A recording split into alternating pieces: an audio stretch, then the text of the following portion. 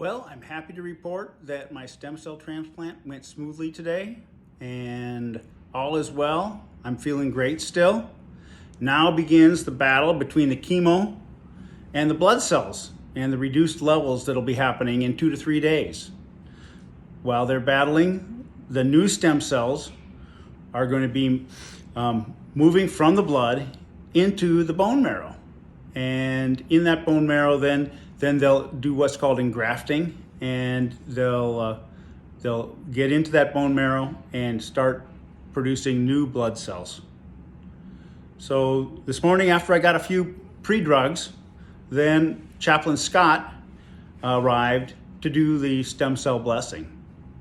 And it started out with prayers, thanking each and every one of you by name for all the prayers and support, and they're really helping, and I want to thank you for that. And then he went on to talk about how my job making medical devices is similar to what my stem cells are doing for me. They're going into my bone marrow, and they're going to be working to make me healthy, and that's kind of cool. And then he went on further to talk about the stem cells, and those are made up of the genes and DNA provided to me by mom and dad, by Bud and Bev. And so as I think about the stem cells, I can remember mom and dad and all the things they did for me, including giving me my DNA, giving me my stem cells. And then he went on and read a Bible verse. And this Bible verse is pretty meaningful. It was one that Will and I learned when he was in upward basketball in elementary school. It's from Proverbs 3, verses 5 through 8. And we learned together the first verse: trust in the Lord with all your heart and lean not on your own understanding. And then the verses go on: in all your ways acknowledge him, and he will make your paths straight. Do not be wise in your own eyes, for the Lord, fear the Lord, and shun evil. And then this last verse, verse 8, is really meaningful here. This will bring health to your body and nourishment to your bones. And that's what the stem cells are doing. They're moving into my bone marrow and nourishing that and bringing health for the future. Then they brought the cryogenic cooler, big tank, and opened it up, and all the steam came out, from the because it's kept at negative 300 degrees.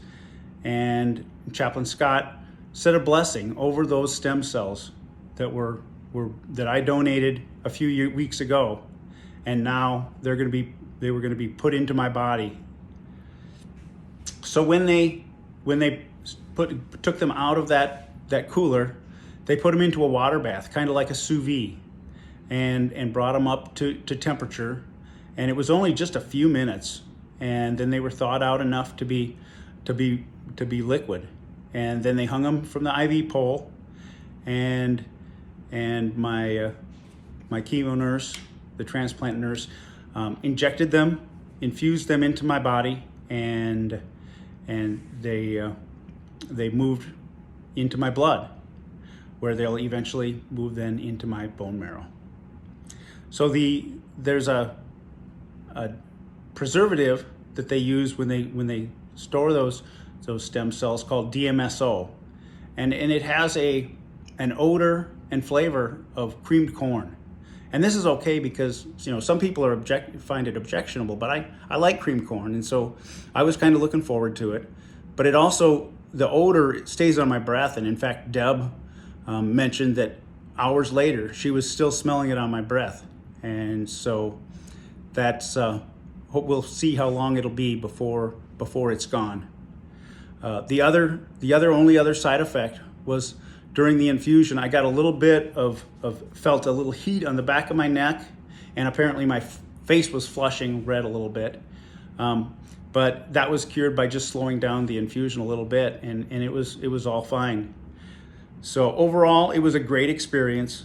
In 2 to 3 days, I may have some exhaustion and possibly some nausea. We'll see how it goes, and there's ways to battle that. Naps, things like that. I've gotten used to that at times. So I want to thank you all for listening to this. It's a bit long, and appreciate you putting up with the whole length, but hopefully I shared a little bit of information with you, and love you all.